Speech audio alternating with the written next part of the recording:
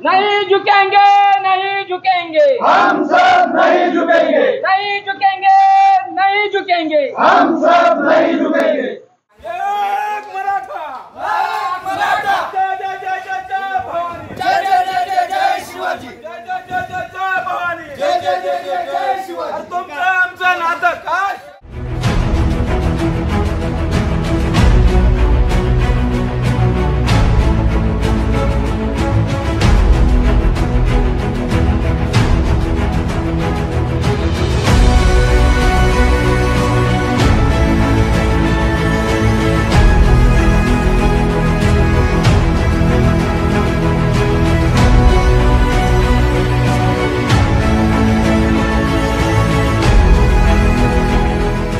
मुंबई येथे सुरू असलेल्या मनोज जरांगे पाटील यांच्या आंदोलनात सहभागी झालेल्या मराठा बांधवांना खाण्यापिण्याची व्यवस्था व्हावी म्हणून जळकोटमधून सुद्धा मोठी तयारी करण्यात आलेली आहे। आपण पाहू शकता की या ठिकाणी तालुक्यातून हजारो रोट्या या ठिकाणी जमा केलेल्या आहेत। आपण पाहू शकता की या ठिकाणी आता ही रसद जी आहे ती इथून आज लगेच मुंबईला निघण्यात। या ठिकाणी फडसण आहे, भाकरी आहे, चटणी आहे, ह्या सगळ्या जे आहेत हे खाण्यापिण्याचं साहित्य पूर्ण इथून आज आता मुंबईला रवाना होत आहे। आपल्यासोबत जळकोट तालुक्यातले काही मराठा बांधव आहेत की आपण त्यांच्याकडून जाणून घेणार आहोत की जळकोट तालुक्यातून एकूण मराठा समाज आंदोलनामध्ये सहभागी होण्यासाठी किती प्रमाणात गेलेला आहे, अजून कशा पद्धतीने जाणार आहे आणि हे अन्नाची किती रोटे आहेत, कशी व्यवस्था करण्यात आली आहे, आपण त्यांच्याकडून जाणून घेण्याचा प्रयत्न करणार आहोत।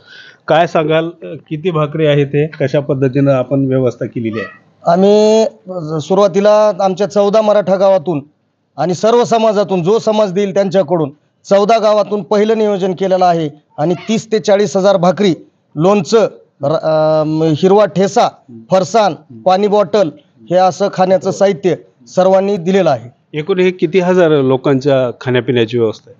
एक भाकरी जरी खाल्लं तर कमीत कमी 30,000 ते 40,000 लोक या जेवण करू शकतात। आता ही कशी व्यवस्था आहे नेण्याची? वाहन केलेलं आहे, आम्ही वाहनामध्ये मुंबईपर्यंत पोहोच करणार आहोत। आम्ही आता तिथं वाटप कोण करणार? वाटप सर्व आमचं मंडळ जाऊन तिथं जे मराठा बांधव आमचे उपस्थित आहेत ते कुठूनही आलेले असले तर आमचे मराठा बांधवच वाटप करतील तिथे। तालुक्यातून किती आंदोलक सहभागी आहेत? मनोजदादा जरांगे पाटील यांनी सांगितल्याप्रमाणे 27 तारखेला 100 ते 150 गाड्यांचा ताफा आमचा पाटलांसोबत गेला होता। त्या ताफ्यात आम्ही तिथे गेलो होतो, पण सरकारच्या खडूस धोरणामुळे तिथं आम्हाला जेवणाची सोय होत नाही, हॉटेल बंद करत आहेत, पाणी मिळू देत नाहीत, म्हणून आम्ही काही मराठा समन्वयक वापस येऊन जेवणाची तयारी करून परत जात आहोत। दादांनी तर आंदोलनापूर्वीच सांगितलं होतं की निघताना आपण सगळ्या सोयीयुक्त निघायचं, ही का वेळ आली? सोयी आम्ही सगळ्या करूनच वाहनं नेलेली होती, पण 10 ते 15 किलोमीटर आत आमचं वाहनच जाऊ दिलं नाही। आम्ही नेलेलं अन्न पूर्ण हे वाहनातच आहे, वाहन पार्किंग मध्ये आहे आणि तो अंतर आम्ही काटून जेवण करू शकत नाही, म्हणून इथूनच जेवण तयार करून नेण्याचं आमचं हे आता कंटिन्यू चालू राहणार आहे।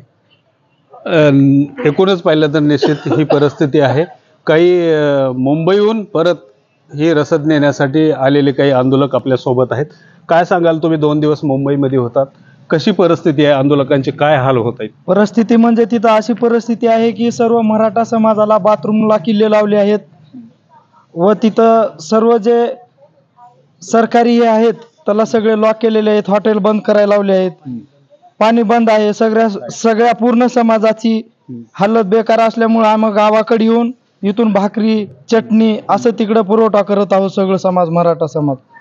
तर निश्चितच ही मराठा समाज बांधवांची व्यथा आहे की जातेवेळेस मी त्यांनी पूर्ण साहित्य सोबत घेऊन गेलं होतं, पण त्यांचे जे साहित्याचे वाहनं आहेत कुठतरी शासनानं ते अर्ध्या वाटातच अडवले आहेत, ते आंदोलकांपर्यंत पोहोचले नाहीत। ही आंदोलकं सांगत आहेत की तिथून परत आलेले आहेत आणि आता जळकोट तालुक्यातूनच जवळपास 10,000 लोकांना पुरेल इतकं ही भाकरी घेऊन आज आता इथून ते मुंबईला रवाना होत आहेत। Rajendra Dhulshette, RRD news Marathi, Jalkot, Latur. जय भवानी, जय शिवाजी। जरांगे पाटील तुम आगे बढ़ो, हम तुम्हारे साथ हैं। एक मराठा, लाख मराठा, एक मराठा, लाख मराठा। आरक्षण आमच्या हक्काचं नाही कुणाच्या बापाचं, कोण म्हणतं देत नाही, घेतल्याशिवाय राहत नाही।